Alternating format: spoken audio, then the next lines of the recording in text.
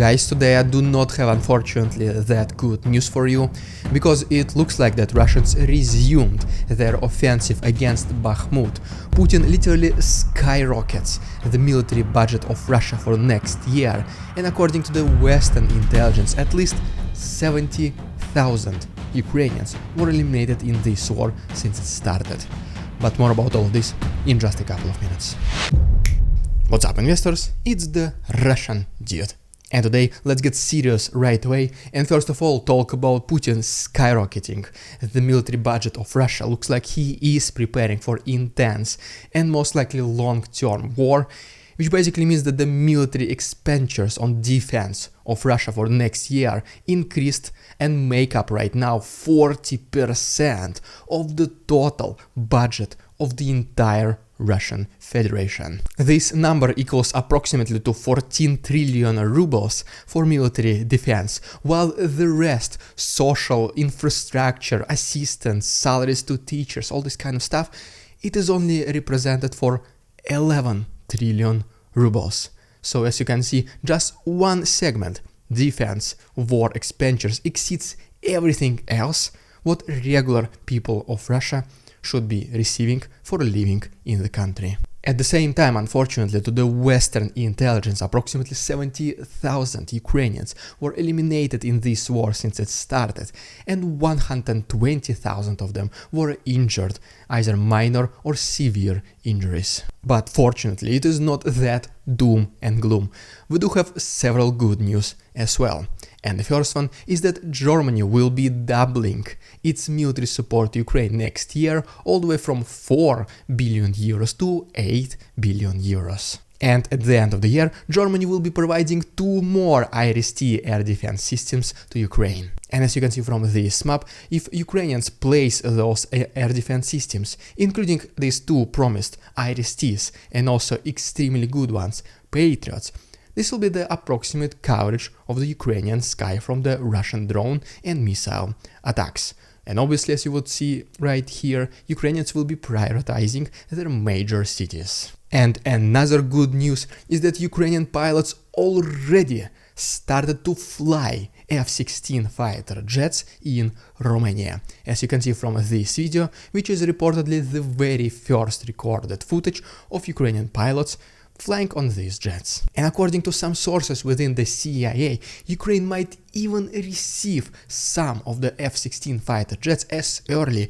as already this upcoming winter. And ultimately, speaking about America, this country purchased 60 self-propelled anti-aircraft guns called Gepard from Jordan, worth of approximately $110 million. And yes, they will be sent to Ukraine as well. And so yes, now let's switch our attention to the south, where Ukrainians were able to achieve some minor but very important progress. Then we'll go to the east of the country, where unfortunately there are some bad news, specifically Russians resuming their offensive against Bakhmut. To be honest, I do not think they will succeed there, and soon you will know why.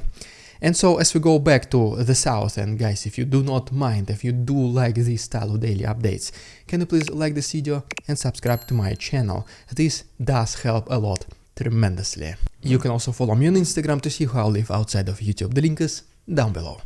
But first of all, we just have to make a stop in Kherson, because Russians on the anniversary of the liberation of this city decided to remind Ukrainians that they're still at war. So, and unfortunately, as a result of those Russian attacks, some civilian infrastructures and buildings have been partially destroyed. Unfortunately, there are 2 casualties and at least 10 injured civilians. And in response to that, Ukrainians, as always, decided to destroy Russian military equipment. Using HIMARS, they were able to target an extremely rare electronic warfare system of Russians called Svet-Q. And reportedly, Russians, since the beginning of this war, lost only 2 of them. So this one is the 3rd one. As you can see, this is a very complicated, complex, and yes, rare piece of equipment, estimated to be worth approximately $6.2 million. At the same time, if we go to Krynki, which is a very well-known village recently, because this is where a lot of Ukrainians started crossing Dnipro river, And recently Ukrainians were able to destroy 2 Russian soldiers driving along Krinky on their motorcycle, carrying potentially some sensitive information.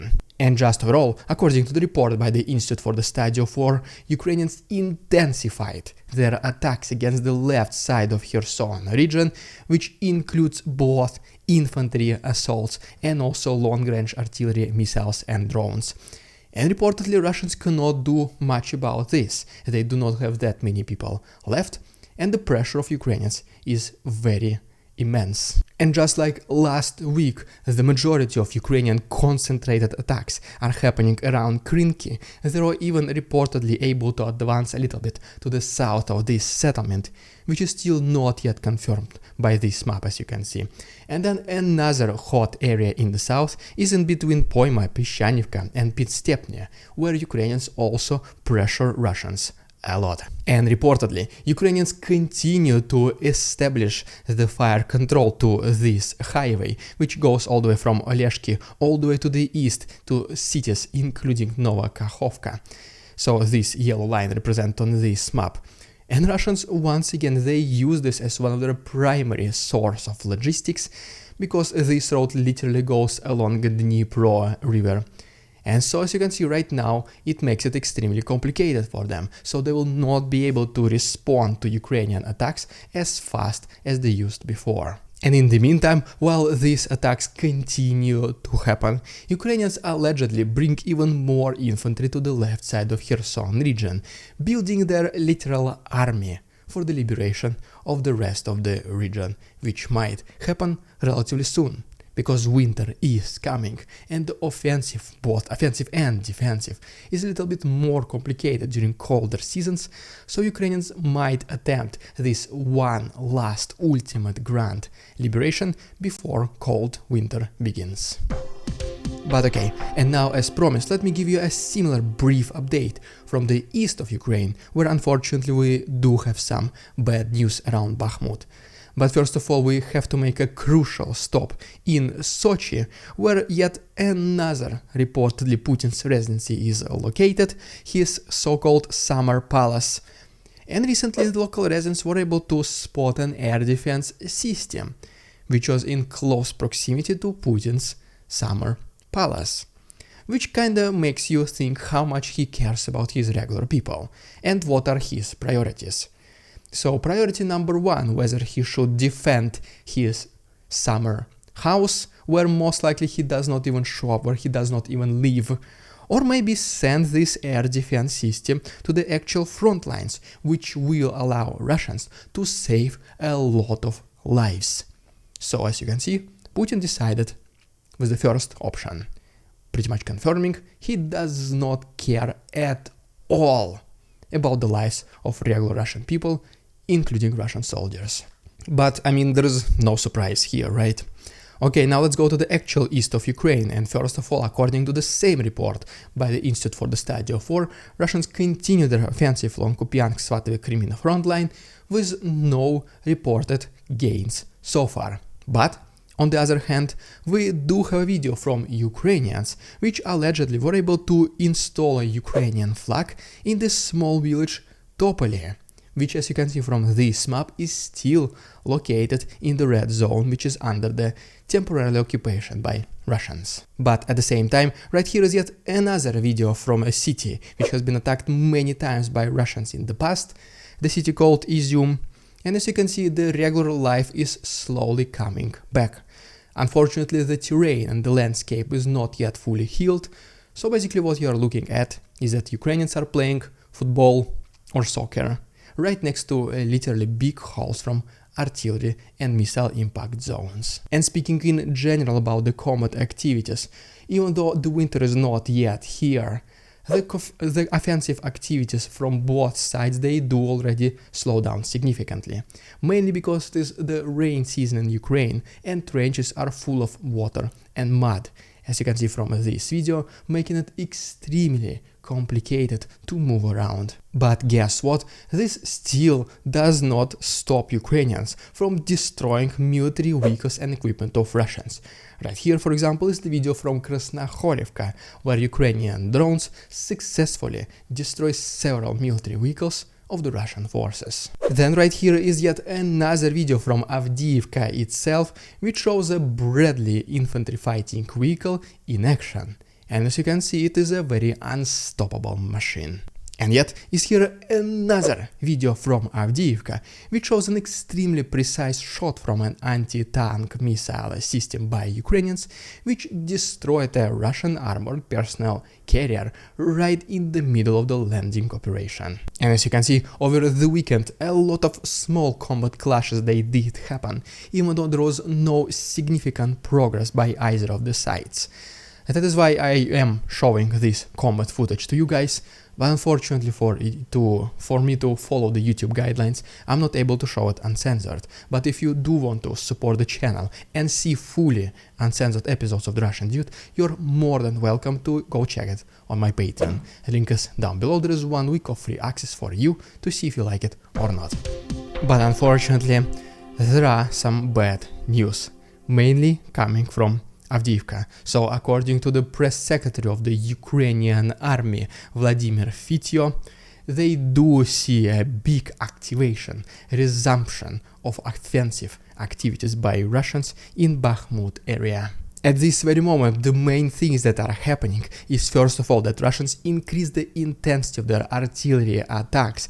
There is way more infantry advancing in these so-called assault groups, trying to take back the positions that Russians lost to Ukrainians, and also pretty much do a combat reconnaissance.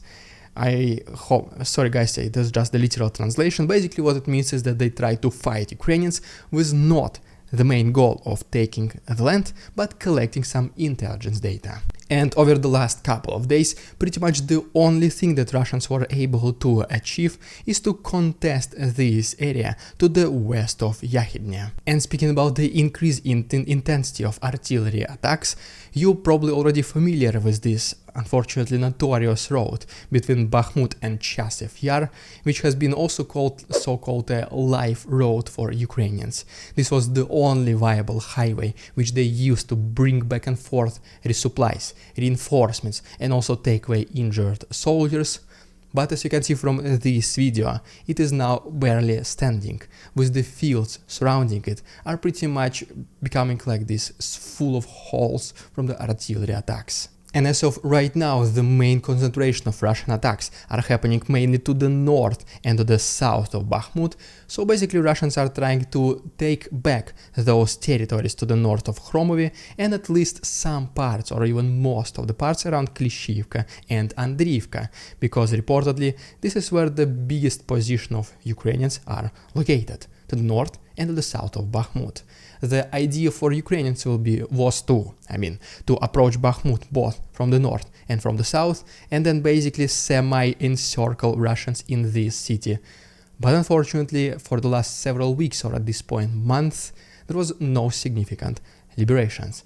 That is why Russians were also collecting their strength, power, infantry soldiers and armored vehicles, and now they did initiate their own counteroffensive, trying to take back the land. But you know what, in my personal opinion, they will be not able to sustain this offensive in Bakhmut, because they're already losing a lot of forces in Avdiivka, which until recently been the main center attention for the Russian forces. And after losing more than 10,000 people, it looks like that they're still trying to advance in some areas, maybe not as significantly as before. But still, just think about it. A lot of energy, a lot of time, a lot of effort is already being spent in Avdiivka, and knowing Russians' love for symbolic victories and never surrender policy, now they're opening the second front line, reopening the second front line in Bakhmut. So what do you think are the chances of them being successful both in Avdiivka and in Bakhmut? In my personal opinion, they are close to none. They might do some offensive, just like in Avdiivka, lose 10,000 soldiers more, maybe just retake a couple kilometers back, and then that's going to be pretty much the end of it, because the winter is coming, And Russians, just like Ukrainians, will try to just sit and defend their existing territories. Once again, this is just my personal opinion, so guys, please let me know down below in the comments whether it makes sense or not, or whether you even agree or not. And if you don't want to miss any of the future updates, I'm making them every single day, can you please consider once again subscribing to my channel? It only takes one click. Thank you so much patrons for your support, and see you tomorrow.